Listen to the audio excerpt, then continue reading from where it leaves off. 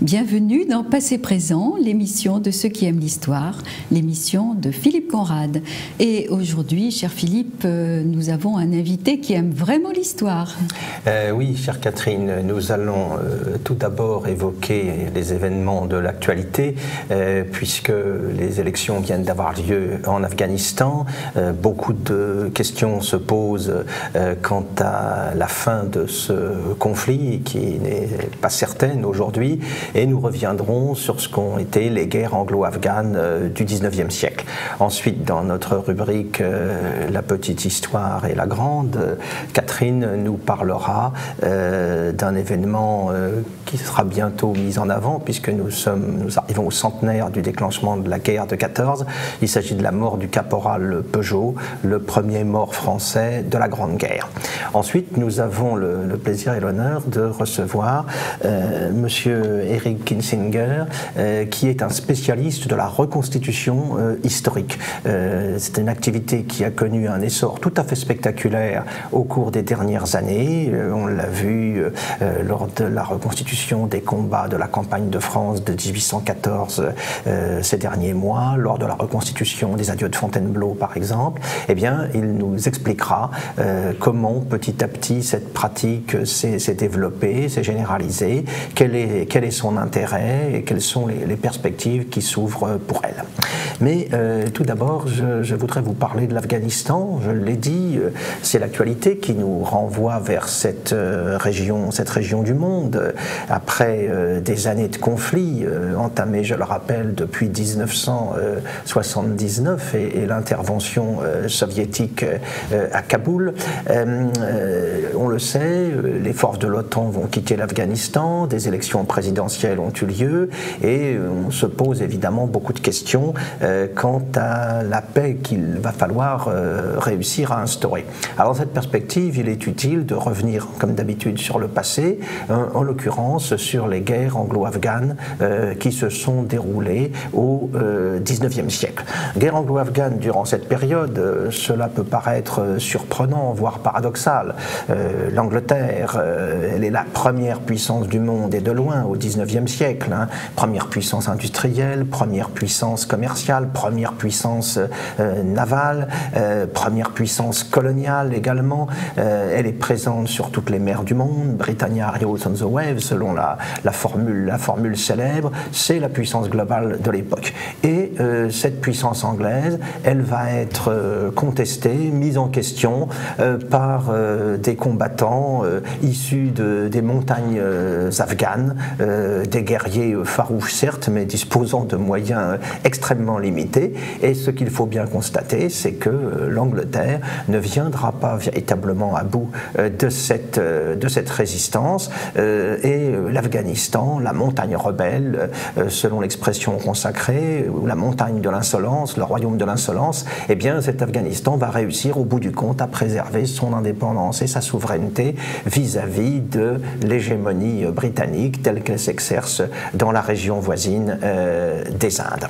Alors comment se présente ce pays? Qu'est-ce qu'ils trouvent les Anglais en arrivant là-bas? Alors l'Afghanistan, c'est un pays extrêmement montagneux qui tire son nom d'un petit royaume gréco-bouddhique du début de notre ère chrétienne ou d'un petit peu avant l'ère chrétienne, qui s'appelait le royaume d'Avagana.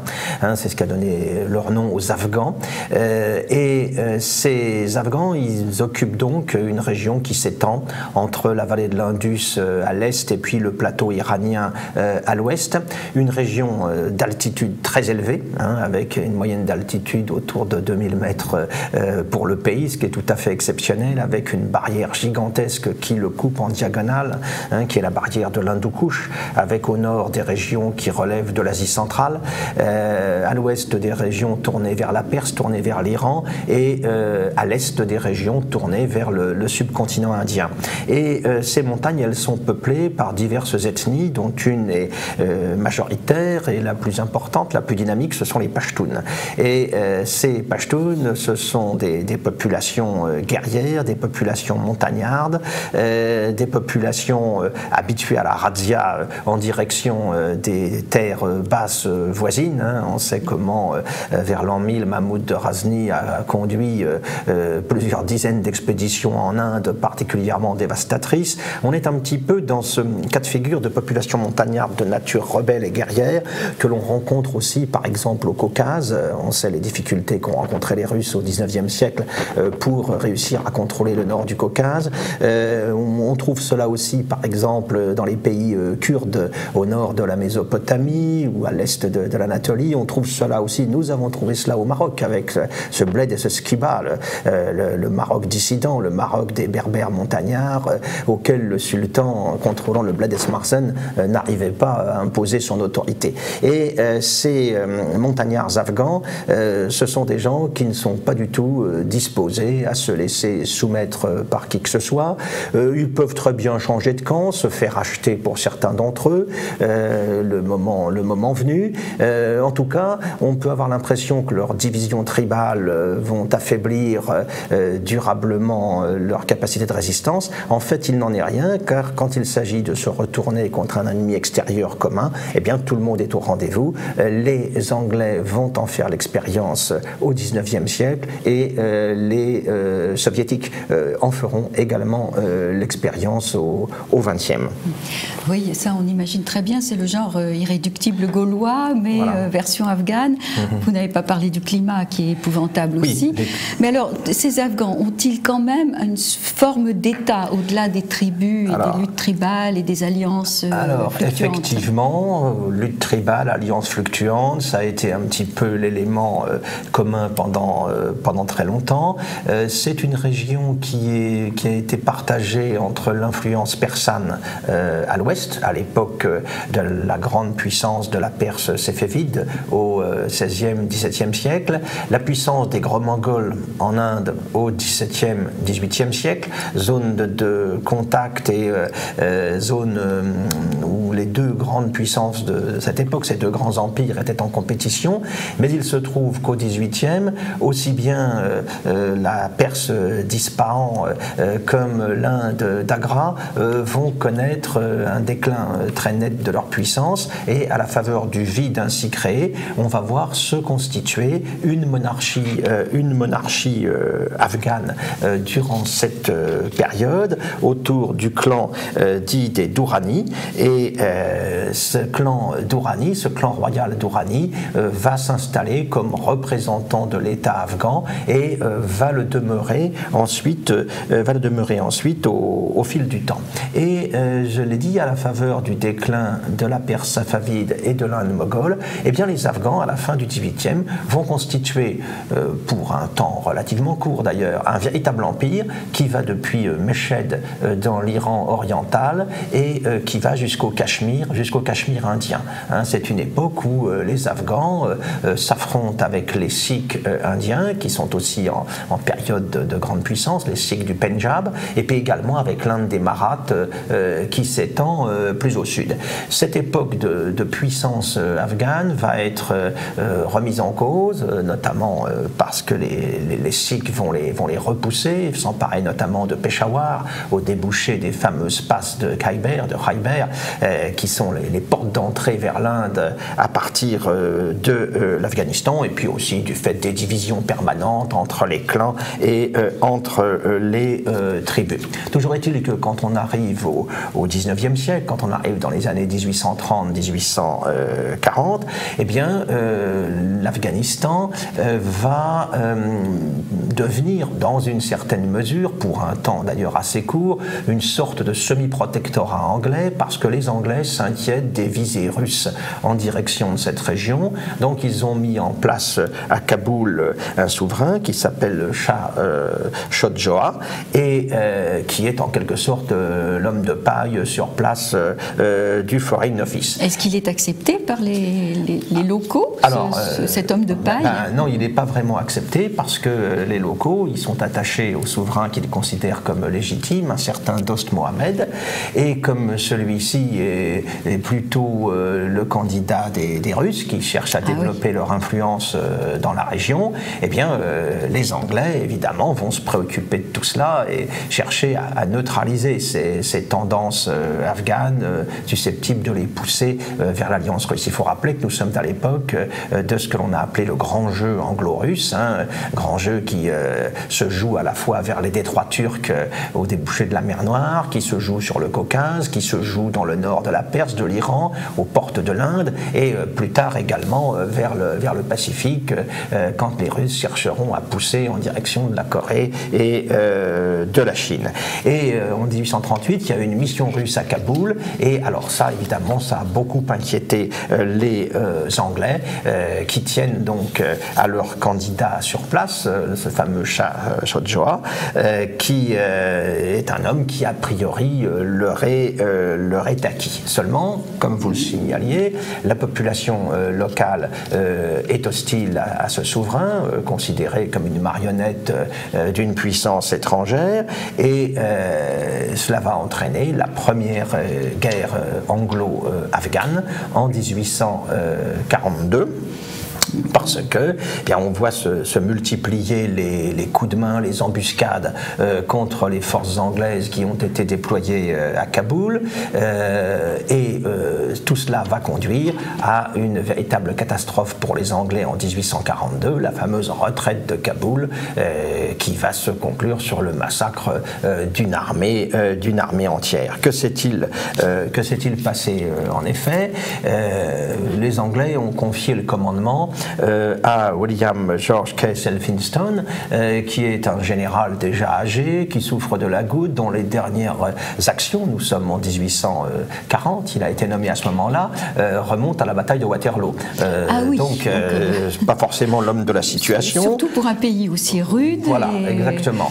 Il a un adjoint, le général Shelton, qui certes est un bon soldat, mais ne brille pas par une vision stratégique d'ampleur, on va dire cela comme ça, et du coup la situation se détériore, et Elphinstone va songer, après l'assassinat du résident anglais à Kaboul, à négocier avec les rebelles afghans l'évacuation purement et simplement de la capitale afghane et le repli en direction de l'Inde. C'est une retraite. Oui, mais la situation devenait de plus en plus intenable, parce que vous imaginez donc cette région montagneuse, d'accès difficile, des conditions climatiques très rudes. Là, nous allons arriver, la retraite de Kaboul va démarrer en janvier 1842 par des routes, évidemment, si on peut parler de routes couvertes de neige, avec un froid extrême, et il faut le signaler, avec une bonne partie des troupes anglaises dans la région, qui sont des troupes recrutées dans le subcontinent indien, qui sont donc habituées à des conditions climatiques un petit peu différentes. C'est-à-dire que des gens originaires de la plaine du Gange ou du Pendjab, on va les engager dans une sorte de retraite de Russie. D'où les résultats très motivés. D'où les résultats que l'on peut attendre. Alors, la retraite donc va débuter le 6 janvier 1842. Il s'agit de déplacer, de ramener vers les passes de Khyber à peu près 16 000 hommes, malgré les engagements pris par les interlocuteurs afghans de laisser passer donc cette troupe. Eh bien, les embuscades se multiplient. De toute manière, le pouvoir afghan ne contrôle pas les diverses tribus qui vont être rencontrées sur la route. On passe difficilement plusieurs cols pour sortir de la région de Kaboul. Après 4 jours de marche, il reste encore 150 km pour parvenir à Jalalabad, à proximité des passes de Khyber. Et là, sur les 16 000 qui ont quitté Kaboul, il en reste déjà plus que 850. Et quelques jours plus tard, 16 850. Il en restera 450. Et puis au bout du compte, eh bien, il y aura un seul rescapé, le chirurgien Brydon, qui réussira à échapper à la catastrophe et qui arrivera à Jalalabad tout seul. La garnison anglaise le verra arriver. Voilà. Vous avez bien dit un survivant seul rescapé sur 16 000. Alors voilà. Et alors il y a une partie des civils qui avaient accompagné cette malheureuse armée en retraite qui vont être faits prisonniers, et pour un certain nombre d'entre eux qui seront libérés contre rançon initialement. Donc on le voit, une catastrophe sans précédent. Le pauvre général Elphinstone, fait prisonnier, meurt peu après de la dysenterie. Un échec évidemment considérable pour l'Angleterre. Alors l'Angleterre ne peut pas rester sur une telle humiliation. Un très fort corps expéditionnaire va monter une expédition punitive au cours des mois suivants, et notamment après la fin de l'hiver. Ensuite, les Anglais vont réussir à maintenir un semi-contrôle de la région, notamment en distribuant généreusement des subsides, en achetant les chefs de tribus. Mais cette réaction, en tout cas, a réunifié en quelque sorte l'Afghanistan derrière le roi Dost. Donc c'est pas terminé. L'histoire n'est pas terminée parce que ensuite nous aurons une nouvelle guerre anglo-afghane en 1878. Une mission russe se rend à Kaboul auprès du roi Sher Ali, et cela évidemment suscite l'inquiétude que l'on imagine chez les Anglais. C'est l'époque où les Russes poussent en Asie centrale. Ils se sont emparés de Khiva en 1873. C'est la dernière grande place du Turkestan russe, comme on dit à l'époque, qui tombe entre leurs mains. Ils arrivent donc au contact de la frontière persane et de la frontière afghane. Alors les Anglais n'entendent pas que les choses se passent ainsi. Il y a une deuxième guerre anglo-afghane à ce moment-là, en 1879. Avec des troupes russes Non, pas de troupes russes. C'est une guerre entre Afghans et Anglais. Oui. Les Anglais, toujours tétanisés à l'idée de voir menacer la fameuse frontière du nord-ouest de l'Inde, ils vont l'emporter dans cette deuxième guerre, péniblement d'ailleurs, grâce au fameux Lord Roberts. Le traité de Gandamak va faire que les Afghans vont céder aux Anglais les territoires pashtuns qui se trouvent à l'est des monts Souleyman. C'est ce qu'on appelle aujourd'hui les régions du Waziristan au Pakistan. C'est toutes ces régions que les Pakistanais appellent les zones tribales. C'est cédé à l'Angleterre à ce moment-là. Par les Anglais, non, non, mais c'était à l'Angleterre par les Afghans. Oui, mais pour les Anglais, il fallait contrôler les monts Souleyman qui faisaient la frontière naturelle avec l'Afghanistan. Simplement, ils n'avaient pas, compris que le peuple pashtun était à cheval sur les deux versants de la montagne, comme c'est le cas encore aujourd'hui. On en était à une conception purement orographique de la frontière, sans tenir compte de réalités ethniques qui pourtant étaient tout à fait importante. Alors on arrivera à des accords qui vont fixer les frontières afghanes en 1891 avec la Russie. Les Anglais, les Russes vont négocier avec les Afghans. C'est l'origine de la fameuse ce qu'on appelle la péninsule du Wakam, cette espèce d'appendice territorial qui s'étend vers l'est, au nord-est de l'Afghanistan, qui est vers le Pamir. C'est tout à fait surprenant à voir ça sur la carte. C'était pour empêcher simplement qu'il y ait une frontière commune entre l'Empire russe et l'Empire britannique des Indes. Voilà. C'était une espèce de zone tampon qui a été voulue pour cette raison. Et puis ensuite, en 1893, ça sera également un accord nouveau entre l'Afghanistan et les Anglais, avec la fixation de la ligne dite Mortimer-Durand, du nom du négociateur anglais, qui correspond aujourd'hui à la frontière entre l'Afghanistan et le Pakistan, mais laisse au Pakistan, à l'époque c'était l'Inde anglaise évidemment, laisse à l'est une bonne partie du peuple pashtun qui va continuer à faire parler de lui évidemment au cours des années suivantes. Les choses vont se calmer un peu à partir de 1907 quand les Russes et les Anglais s'entendent notamment sur leurs zones d'influence respectives en Perse et en Afghanistan, mais après la Première Guerre mondiale, au lendemain de la Première Guerre mondiale, en mai 1919, il y aura encore une troisième guerre anglo-afghane parce que l'Afghanistan cherche à se rapprocher à l'époque de la Russie soviétique qui est en cours de formation. Les Anglais sont paniqués avec la révolte d'Amritsar aux Indes, donc il faut se méfier de cet Afghanistan qui a toujours été la base arrière des menaces pesant sur l'Inde au cours de l'histoire. Une guerre qui va se limiter d'ailleurs à des bombardements aériens. On va aboutir à un traité anglo-afghan, le traité de Rawalpindi en août 1919, le 8 août 1919, qui reste d'ailleurs le jour de la fête nationale afghane parce que un traité qui affirme la souveraineté complète de l'Afghanistan, la souveraineté donc avec complète un roi, de Kaboul, avec un roi qui n'est pas une marionnette. Voilà, avec une monarchie qui sera en place jusqu'en 1973, qui sera alors renversée par un coup d'État du général Daoud, lequel sera lui-même renversé en 1978 par un coup d'État communiste. Et comme les communistes afghans se disputeront entre eux, avec en plus une révolte islamique massive, eh bien en 1979 c'est l'intervention soviétique et on sait ce que ça a donné. On connaît la suite. Nous ne sommes pas encore sortis aujourd'hui, en ce qui concerne ce malheureux Afghanistan, de ce cycle de conflits et de guerre. Oui, c'est vraiment l'endroit à éviter, je crois, si on aime la paix. Je crois qu'un certain président de la République avait cru bon d'envoyer nos troupes sur place. Ce n'est pas forcément la meilleure décision. La meilleure idée, oui. Merci Philippe, on y voit un petit peu plus clair sur cette histoire mouvementée et on se retrouve tout de suite.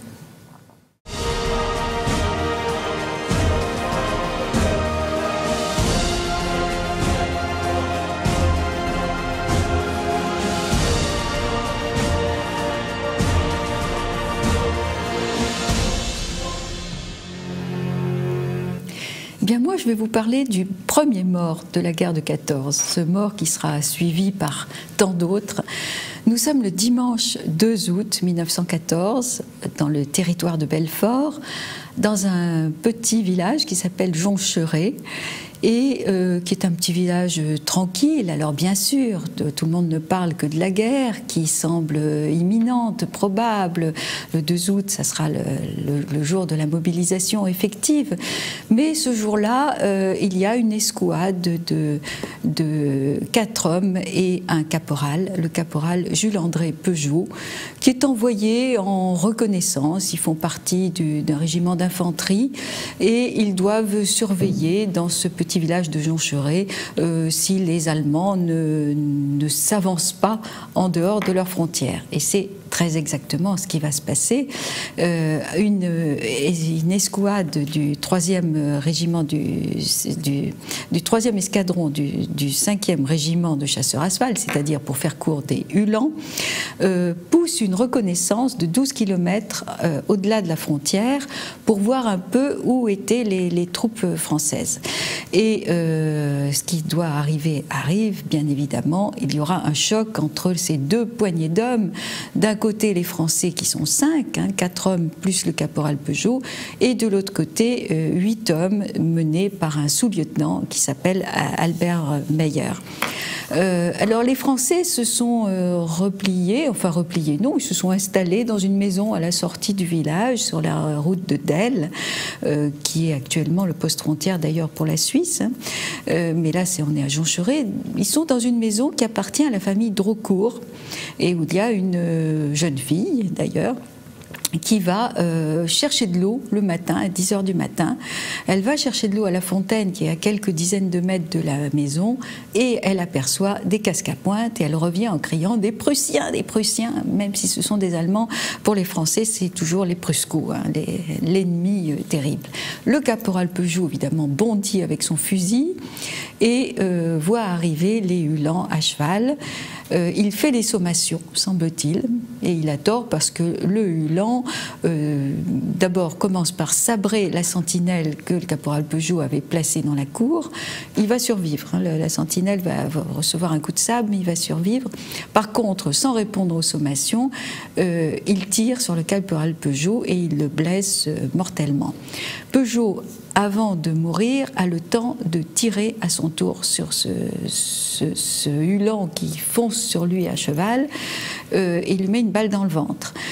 C'est pas ça qui va le tuer, c'est un des hommes de Peugeot qui sort à son tour de la maison et qui lui met une balle dans la tête. Donc le cheval étant emballé continue et désarçonne son cavalier qui meurt dans la cour.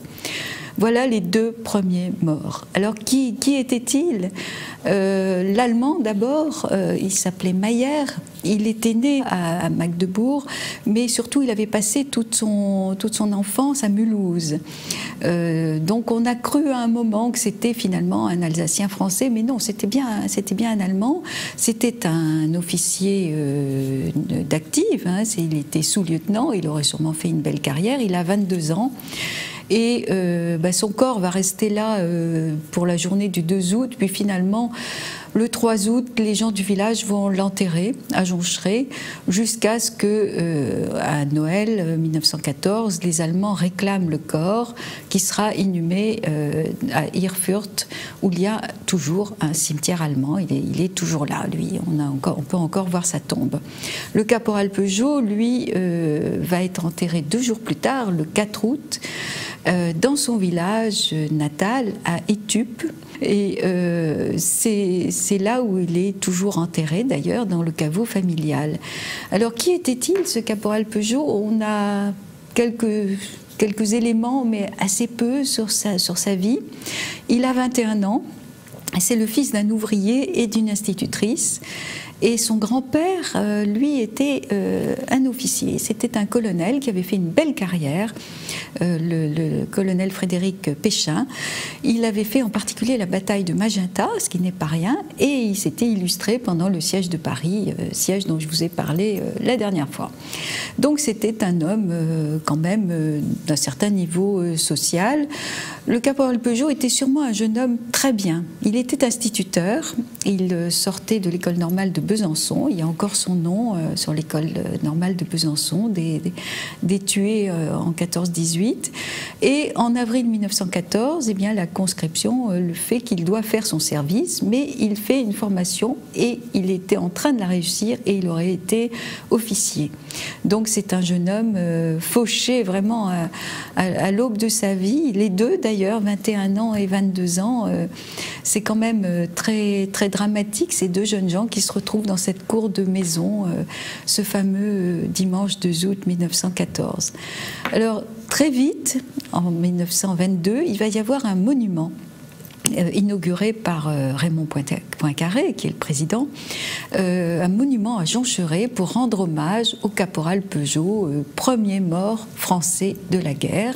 Un beau monument avec un bas-relief en marbre blanc où l'on voit le visage de ce jeune homme avec une casquette, casquette de l'infanterie.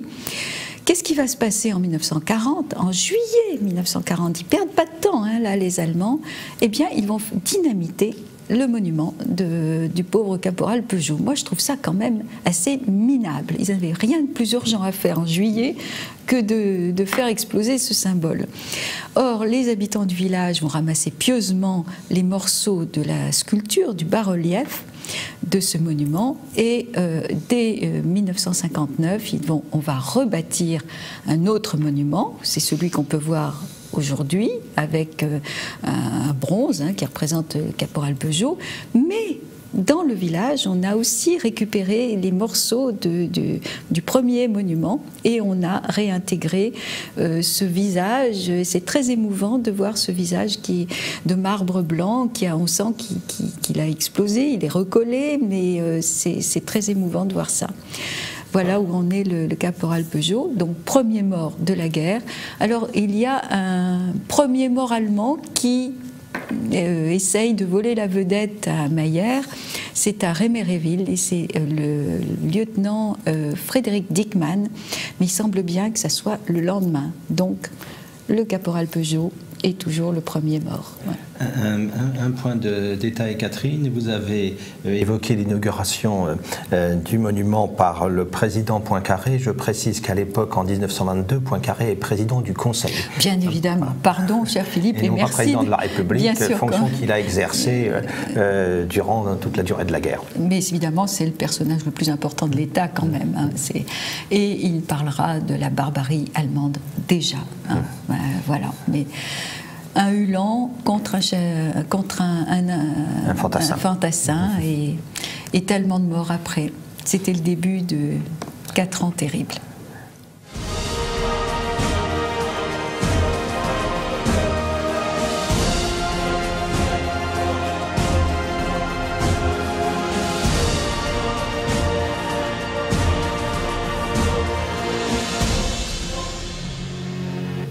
comme je vous l'ai indiqué tout à l'heure, nous accueillons aujourd'hui Monsieur Eric Kinsinger, qui est un spécialiste de la reconstitution historique.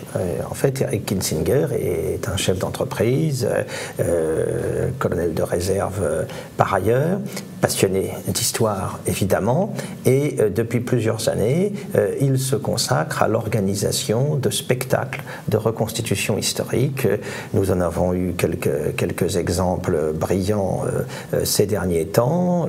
La reconstitution des combats de la campagne de France de 1814, par exemple. Il a organisé la reconstitution remarquable des adieux de Fontainebleau au mois d'avril dernier. Tout cela s'inscrit dans un courant général assez surprenant d'une certaine manière, qui ne se limite pas d'ailleurs à la France. On se souvient de la reconstitution de la bataille de Borodino organisée en Russie. Nous avons déploré en 2005 évidemment l'absence des Français à la reconstitution d'Austerlitz, décision ô combien malheureuse des plus hautes autorités de l'État. Mais puis au-delà du Premier Empire, on constate un intérêt plus général pour ce type d'activité, où il faut bien voir un retour dans les mentalités collectives, dans l'imaginaire collectif, un retour vers l'histoire qu'on peut considérer comme tout à fait intéressant, tout à fait utile, surtout en une époque, nous le savons bien et nous le déplorons régulièrement, où la transmission de l'histoire, la transmission de la mémoire nationale se trouve considérablement compromise par les déficiences, il faut bien le dire, d'un système éducatif qui semble avoir tiré un trait sur tout un héritage qui avait pourtant été remarquablement transmis par l'école de la République pendant plusieurs générations. Alors, Monsieur Eric Kinsinger, ce goût pour la reconstitution, le développement de cette activité, c'est un phénomène qui apparaît relativement récent.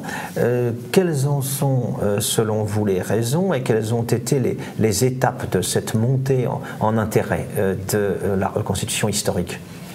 Alors, ayant été, moi, dans la découverte, car en fin de compte, je n'étais pas tombé donc, dans la potion à la naissance, j'ai découvert progressivement tout un monde. Un monde sur lequel, pourquoi évoquer l'histoire ? Dans un espace européen aujourd'hui où parfois est contesté donc les armées de certains des États et sur lequel on pourrait éventuellement imaginer de fédérer plutôt une dimension d'armée. La grande particularité, c'est que les Français aiment leur armée. Et en fin de compte, par la démonstration du dernier défilé, du 14 juillet, vous avez pu constater que dans l'ensemble, il y a un attachement aux traditions, aux valeurs, aux racines, qu'indirectement, l'ensemble donc de nos populations, dans leur imaginaire collectif, dans l'âme d'enfant qui reste en chacun d'entre nous, nombreux sont ceux qui trouvent dans l'exemplarité du soldat, du pompier, de celui qui fait abstraction de son soi-même pour éventuellement se porter vers les autres et de leur apporter assistance. C'est quelque chose qui reste particulièrement ancré et qui donne toutes les valeurs et l'intérêt justement de la chose. Je me permets de vous interrompre pour rappeler à nos téléspectateurs qu'un sondage récent montre que l'armée est l'institution aujourd'hui la plus respectée en France. Ce qui est tout de même un élément d'appréciation tout à fait intéressant qui confirme le sentiment que vous venez d'exprimer. Alors tout à fait, c'est-à-dire qu'on peut, sans appartenir à la communauté donc militaire, s'apercevoir qu'une grande partie de la population, de nos peuples en France, aujourd'hui dans sa pluralité, quelle que soit sa culture et ses racines et ses origines, reste particulièrement attachée à cet esprit républicain d'une armée fédérant, représentant le peuple armé, alors avec tout son potentiel des 1000 ans d'histoire que véhiculent derrière elle donc nos armées. Et même chez les plus jeunes aujourd'hui, je pense que d'avoir parfois un petit peu gommé, déchiré, retiré quelques pages d'histoire dans nos manuels, que autrefois, comme vous l'aviez souligné, le monde de l'enseignement avait particulièrement bien accompagné, il est dommage justement de les voir de plus en plus absents. Donc aujourd'hui, moi-même, première surprise, j'ai découvert qu'en fin de compte, il y avait une tradition à préserver, donc la mémoire, de témoigner justement de cette mémoire militaire et en même temps de partager une connaissance. Et dans cette connaissance, la grande surprise, c'est que oui, les gens sont attachés à leur tradition et à cette tradition militaire. Aussi bien dans l'aspect discipline, mais dans la partie culturelle qu'elle amène. Et on l'a découvert justement dans cette reconstitution historique, dans la façon d'évoquer l'histoire, quelle que soit l'époque. Et en fin de compte, à votre aimable invitation, je suis venu dans une démarche plutôt ouverte sur le multi-époque et non pas particulièrement orientée sur un thème, parce qu'en fin de compte, aujourd'hui, je pense que nombreux sont ceux qui ont perçu un intérêt à véhiculer donc l'histoire non plus par la lecture, ce qui aujourd'hui dans un monde d'images semble être également compromise et plus répondant plus à l'attente des jeunes générations. Par l'image aujourd'hui, on peut aider les gens à s'intéresser ensuite à retourner vers la lecture, vers la découverte peut-être plus scientifique, plus culturelle, mais il est nécessaire de les mettre en appétit avec de belles images. Et vous leur offrez un fantastique livre d'images vivant en fait. Alors en fin de compte, ça a été ça la quête en fin de compte, et c'est là où en fin de compte, dans cette petite introduction que nous pouvions avoir, aujourd'hui, qu'est-ce que les populations de l'espace européen et plus particulièrement nos Français recherchent? Ils recherchent en fin de compte des racines, ils sont en quête d'identité également comme d'autres communautés, on est tous en quête d'identité, on a tous besoin d'avoir une connaissance de nos racines, de se souvenir mais également d'être soutenu par une appartenance à un terroir, et également donc par cette identité de retrouver par l'histoire des parents, des grands-parents et des civilisations un petit peu plus éloignées, des origines et indirectement peut-être un sens à son existence. À partir de là, c'est vrai qu'il y a des moments douloureux, c'est vrai qu'il y a des souvenirs difficiles, mais que dans l'ensemble, la culture militaire donc, de France, véhiculée à travers l'Europe et à travers le monde, reste quelque chose de particulièrement fort, car en fin de compte, elle est souvent dans le creuset et dans la source de toutes les autres cultures.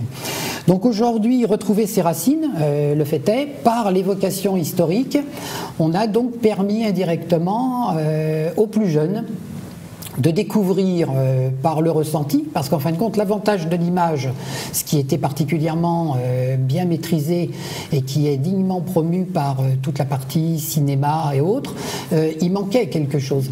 Et un jour, lors d'une évocation historique, j'ai eu la chance d'accueillir donc des non-voyants. Et la grande surprise, c'est d'avoir eu un témoignage d'exception de quelqu'un qui, n'ayant pas la vue, de me dire je ressens, je touche et je perçois indirectement l'histoire à travers donc l'uniforme, l'arme, le cheval, le bruit des cliquetis. C'est un petit peu ce qu'on ressent par exemple quand on interroge les Parisiens et que le matin ils entendent les cavaliers de la garde républicaine, le cliquetis, les sabots sur les pavés. Et bien en fin de compte, même en braille, on peut parler d'histoire et donner une dimension, une image et des odeurs et des ressentis donc justement par ces évocations. Donc vous participez d'une certaine manière à ce retour vers l'histoire que l'on sent dans nos populations aujourd'hui, dans notre société, une société en quête, comme vous l'avez dit, d'identité, une identité qui s'inscrit dans la longue durée, qui s'inscrit dans le passé, dans les périodes, dans le souvenir des périodes glorieuses de notre histoire nationale. Mais cette activité de reconstitution, quand on l'évoque, on pense évidemment en priorité au Premier Empire. On a souvent vu à la télévision des images de reconstitution de ce genre. J'évoquais tout à l'heure la campagne de France de 1814 par exemple. On a parlé de la reconstitution de Borodino en Russie. L'année prochaine, il y aura la reconstitution de la bataille de Waterloo en Belgique. Quelles sont les périodes, en dehors du Premier Empire, qui sont particulièrement concernées? Vers quel siècle ou moment ou épisode se tourne plutôt l'intérêt des gens qui participent à ces reconstitutions? Est-ce qu'on peut imaginer un Gergovie, par exemple? Alors, c'est là où justement il faut redonner les sources, sans tout de suite développer les 4-5 grands thèmes justement du multi-époque qui portent automatiquement un avantage vers le plus grand nombre.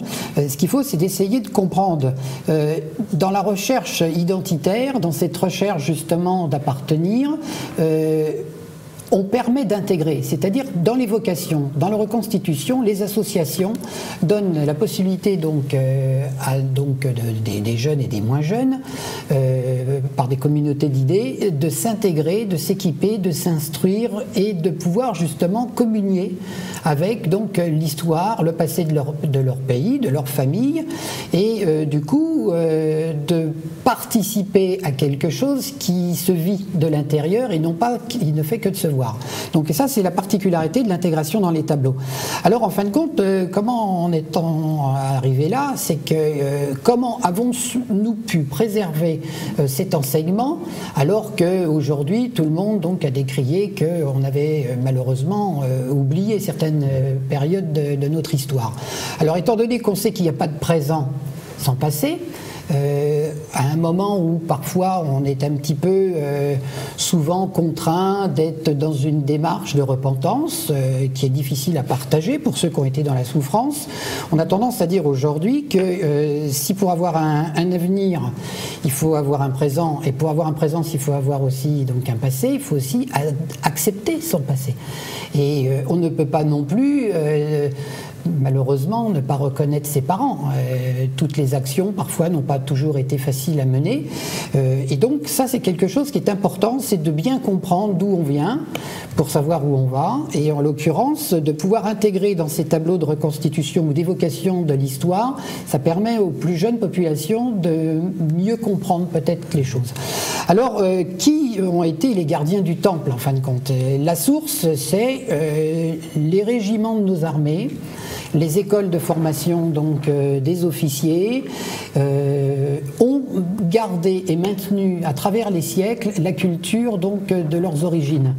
Autrefois, on retrouvait donc dans chaque régiment une unité de tradition ou au moins une salle de tradition dans laquelle on retrouvait le passé, l'uniformologie, les grands événements. Oui. Et donc ça, c'est quelque chose qui a été très très bien préservé et qui, dans l'ensemble, au sein de l'ensemble des unités, quelles que soient les armées, la royale pour la marine, l'armée de terre, la cavalerie, même donc nos avionneurs, c'est-à-dire donc l'aéronautique, aujourd'hui bénéficient donc d'un passé, d'une culture, de traditions qui ont permis justement de garder donc ces sources.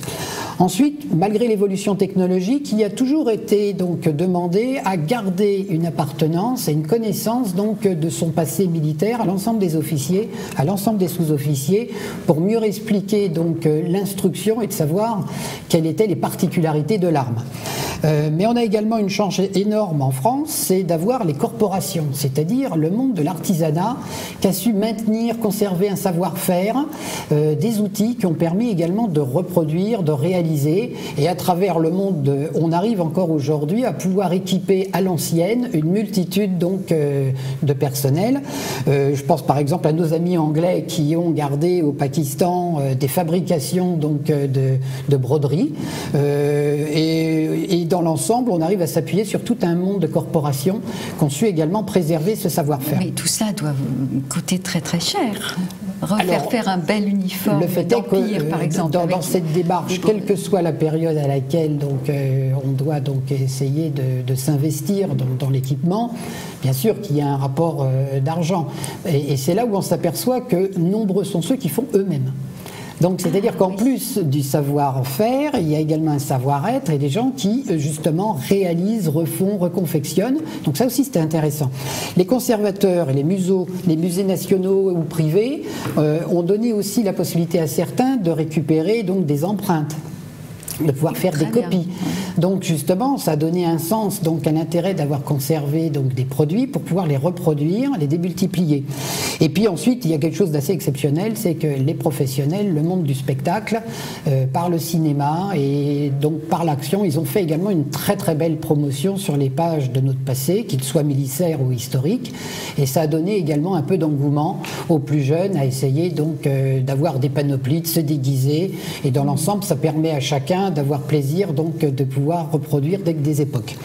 Donc ça, c'était pour essayer de donner un petit peu une explication, donc comment les choses ont pu se faire. Mais ensuite, au niveau donc des époques qui sont les plus valorisées, c'est vrai qu'aujourd'hui, probablement qu'à travers l'Europe, le plus grand nombre se sont orientés sur l'Empire.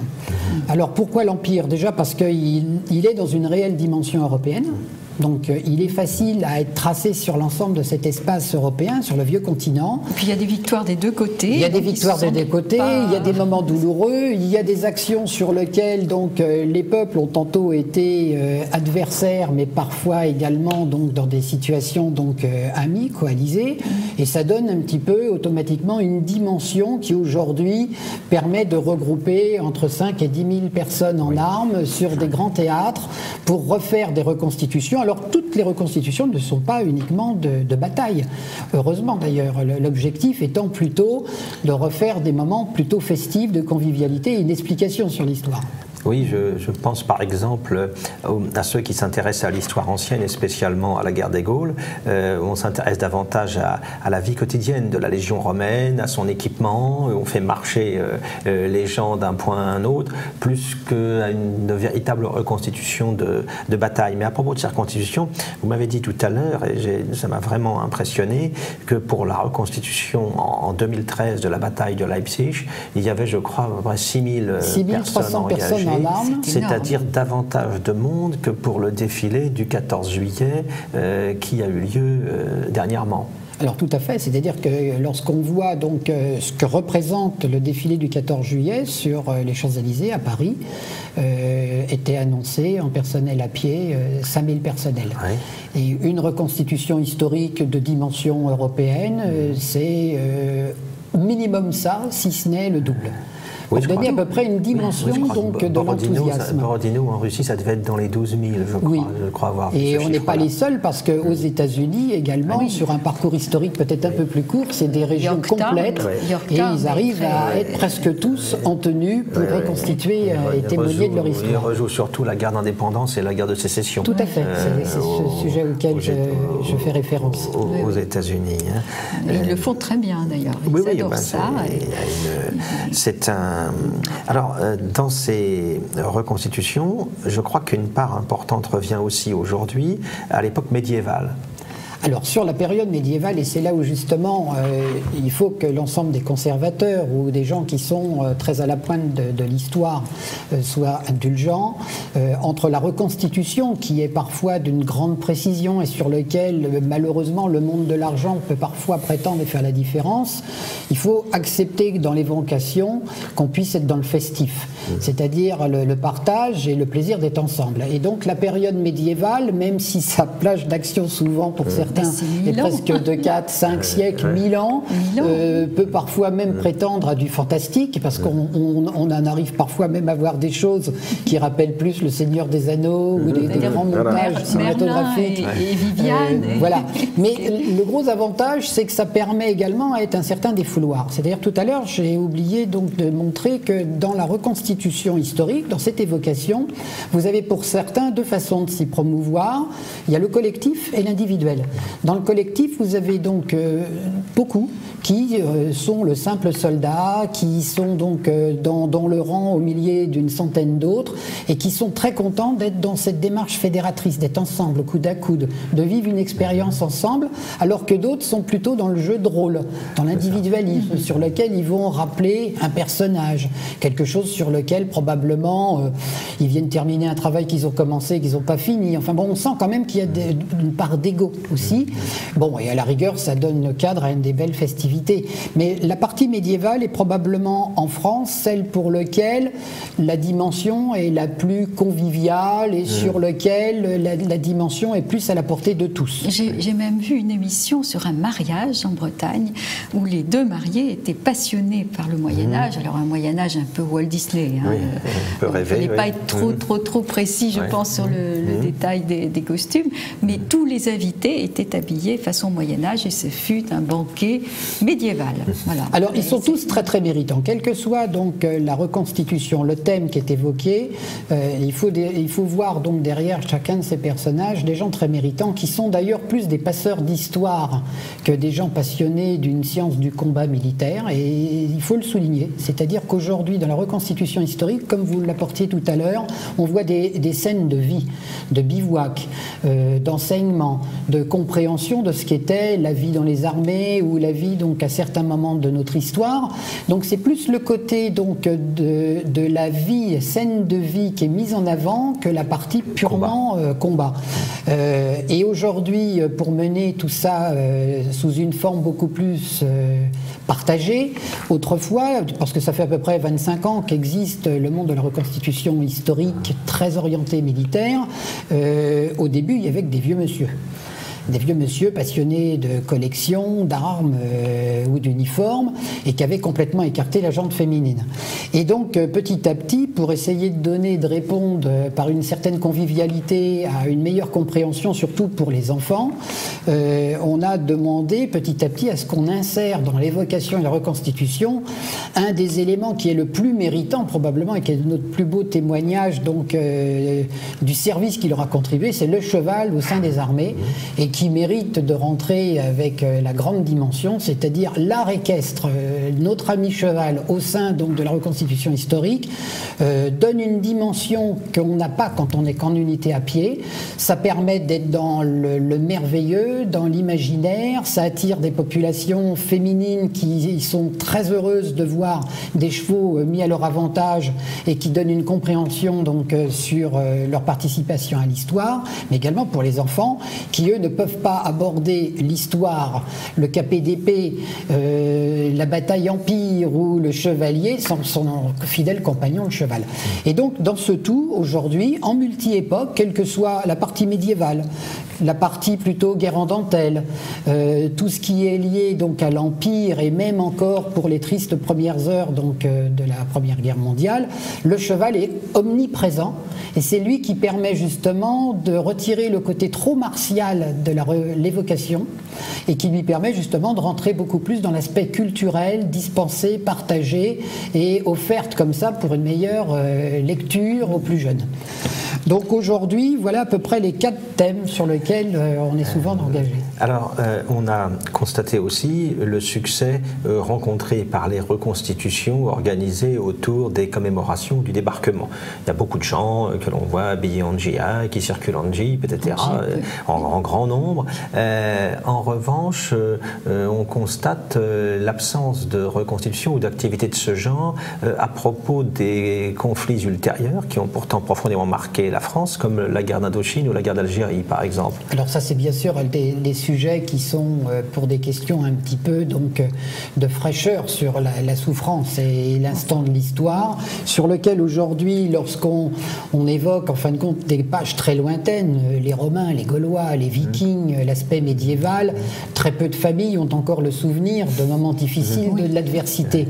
Lorsqu'on se rapproche de situations de conflits beaucoup plus proches de nous, sur lequel parfois parents et grands-parents ont pu être amenés à être confrontés à la dure réalité, il est parfois difficile un petit peu de les confronter aujourd'hui uniquement dans l'amusement. Toutefois aujourd'hui on a vu au fur et à mesure les systèmes de l'État accepter, malgré la dure réalité que représente de voir circuler des hommes en armes et en uniforme, parce que ça, il y a quand même un cadre juridique qui est quand même particulièrement étroit. Les armes sont de véritables armes? Alors, dans l'ensemble, les gens de la reconstitution les appellent des répliques, donc c'est une copie.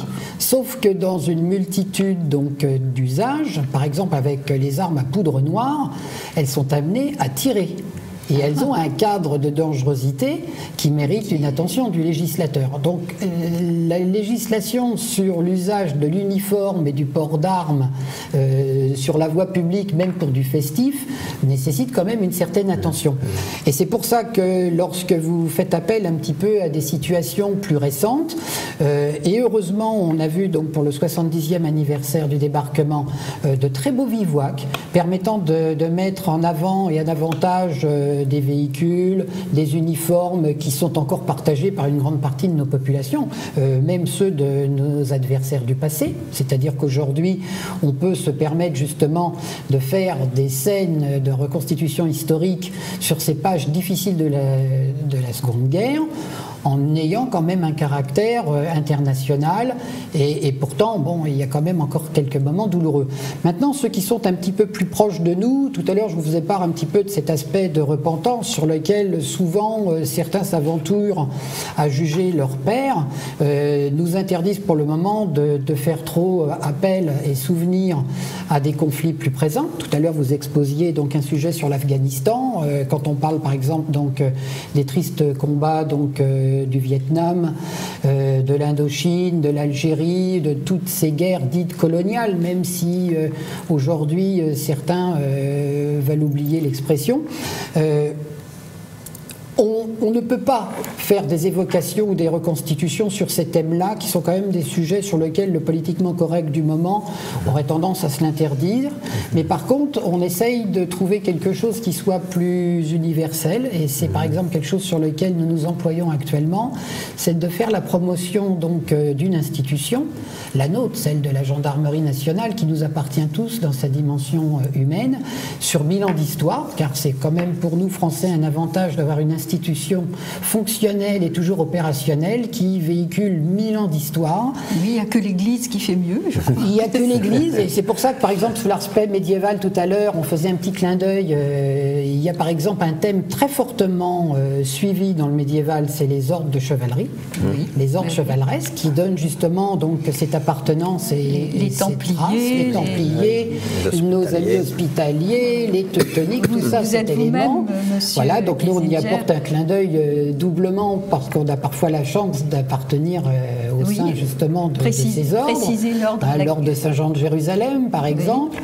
Et donc c'est vrai que là on peut automatiquement baigner avec d'autres cultures, us et coutumes, sur lesquelles là on a un partage très fort avec d'autres continents et d'autres spiritualités. Ce qui justement permet de bien comprendre que dans l'évocation historique, on ne s'interdit pas justement d'être dans le partage, la tolérance et la compréhension avec les autres cultes.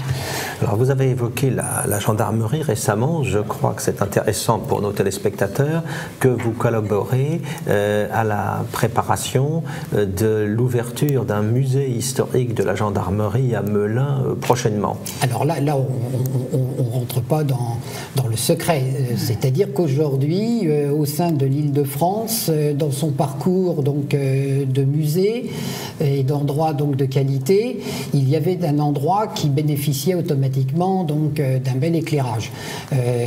En Seine-et-Marne, une école donc, de tradition, l'école des officiers de la gendarmerie nationale, bénéficiait donc en son sein d'une collection sur l'histoire de l'institution, sur presque 9 siècles d'histoire, qui était souvent au profit donc, de son enseignement et de ses élèves, et qui, sur une sage décision donc, de la direction de la gendarmerie, a souhaité donc la montrer et la présenter au grand jour, au plus grand nombre. Et donc un musée donc, a été créé, il est en cours d'aménagement après avoir été mis en construction. C'est dans un ancien bâtiment de l'école, bâtiment qui donne sur la ville de Melun, donc totalement indépendant de l'institution, pour permettre d'accueillir donc de nombreux visiteurs. Ce musée sera donc ouvert à partir de l'année prochaine et va souligner les 1000 ans d'appartenance de la gendarmerie nationale, en passant aussi bien donc de la maréchaussée jusqu'à ses dernières pages. Et du coup, ça permet donc de présenter l'ensemble des engagements de l'institution, aussi bien au profit des citoyens, mais également des actions donc, de la France à l'extérieur, et du coup permet donc de suivre la totalité des différents lieux de conflits, de combats et de souffrances que l'ensemble de nos parents, grands-parents et arrière-grands-parents auront vécu, sans qu'il y ait ce côté un petit peu tabou de ne pas oser parler de certaines destinations. Donc voilà, c'était un petit peu donc, une façon donc, de souligner 1000 ans d'existence avec une évocation historique qui a pour thème une arme, celle de la gendarmerie nationale, et qui a la chance, elle, de remonter donc, au Moyen-Âge, et donc de nous accompagner encore aujourd'hui, et qui bénéficie automatiquement d'un second regard, c'est que avec les armées donc, de l'Empire, la gendarmerie accompagnant les armées et étant dans l'ensemble des combats, elle a une dimension internationale et européenne qui a été dupliquée au sein des autres pays. Et donc dans presque tous les pays, il y a eu des gendarmeries, et donc du coup ça permet de donner une dimension internationale qui permet de mieux encore fraterniser aujourd'hui, et puis de permettre aussi d'éviter donc les erreurs du passé. Vous savez, donc l'histoire c'est un peu une grande roue, un peu la roue de la fortune, sur lequel de temps en temps, quand on fait tourner ces trous, souvent malheureusement les rayons retombent sur les mêmes cases d'horreur, et pour éviter justement de retomber dans la triste le vécu du passé, c'est parfois bien de bien connaître son histoire. Nous arrivons au terme de cette émission.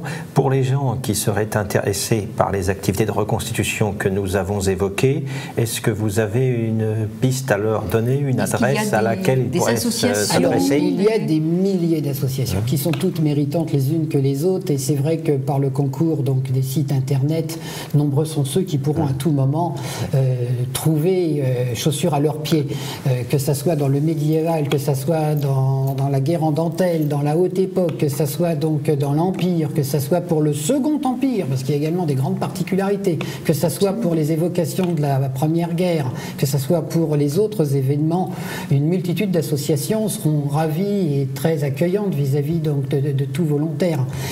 Bien, merci beaucoup Eric Ginzinger de nous avoir révélé tout ce volant d'activité qui connaît heureusement un brillant développement au cours de ces dernières années. Et vous êtes vraiment un passeur de mémoire, et vous avez toute votre place dans notre émission, passé, présent, bien sûr. Vous revenez quand vous voulez. Merci de votre gentille invitation. Merci, chers téléspectateurs. À la semaine prochaine.